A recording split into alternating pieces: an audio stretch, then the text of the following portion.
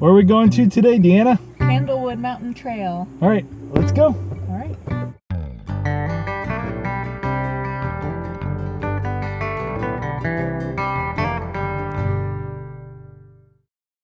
The parking lot is a little bit hard to find to get to this trail because it's actually nowhere near the trail, but I'll show you something on the map. I'll bring up a picture of a map or something to show you how to get to this parking lot. Ready to go, Deanna? Let's go. The most beautiful part of the trail right here, walking along the street. So at the intersection of Candlewood Mountain, I think it's 37. I'll do one of those slapperoo things on here if that's incorrect. But you can see the trailhead right here. It's not labeled very well, but it looks like it has a blue trail marker and an empty sign. So here we go. This trail doesn't, or at least from what we found online and from what I read in the book, I'll put a picture of the book right here. But this trail's not dog friendly. This area is actually through private land from what I read online, so definitely make sure you take everything out that you brought in. From what I found online, there are little rock caves out throughout the trail as well. Here's the first one we just came across.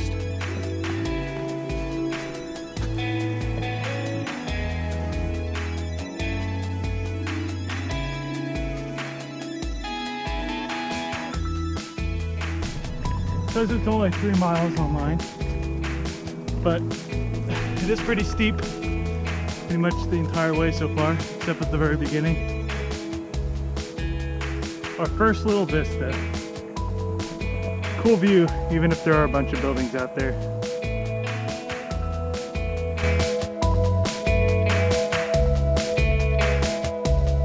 If you come here on a rainy day, don't come here on a rainy day, because those rocks are pretty slick and they're only a little moist from a couple days ago when it rained. We're not sure if this is where the top of this mountain is or not, but we don't see any other markers, so we're gonna go look it around, see if we can find some better views. Not too optimistic right now. So what's that saying? It's the journey, not the destination. That kind of sums up this trip. We're gonna go down a different side path and see if that has any good views over there, but from the looks of it, it kind of looked like it just had some buildings and not our typical vista that we're used to. All right, so we're gonna try to do Kelly's slide here, and we'll see if that actually has some views, because the top of the mountain doesn't have any views, interesting enough.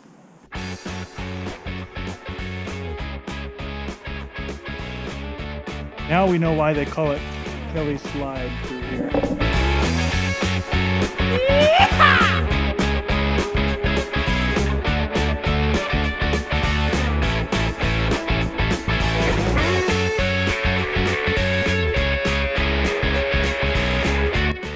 So that was the vista finally.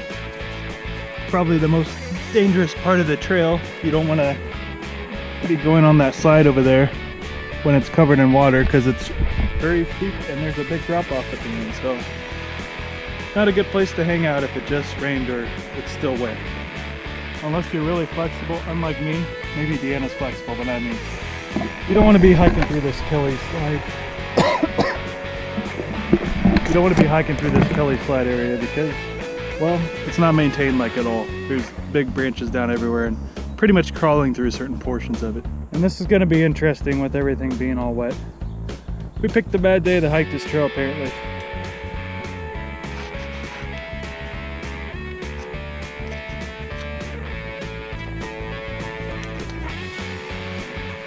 So it's places where you think you're good is where you slip and fall. Look right here. It doesn't look too slick, but it probably is. Yeah.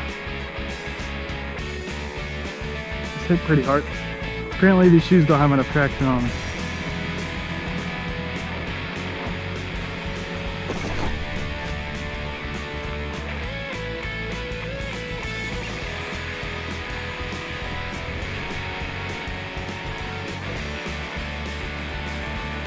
And I'm going to be going down on my butt for this entire time, I think.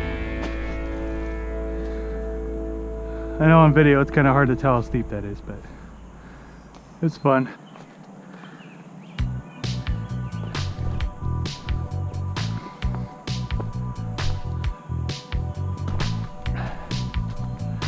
To climb up some roots here, it looks like. Find some decent footing.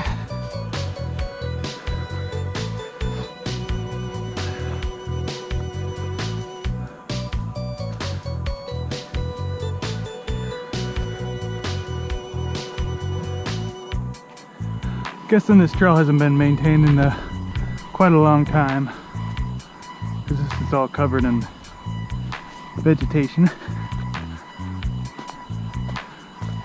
Like, yeah, no one's used this trail in a long time. I'm gonna have to wash myself pretty good for poison ivy tonight. Poison sumac. What's the best way through here?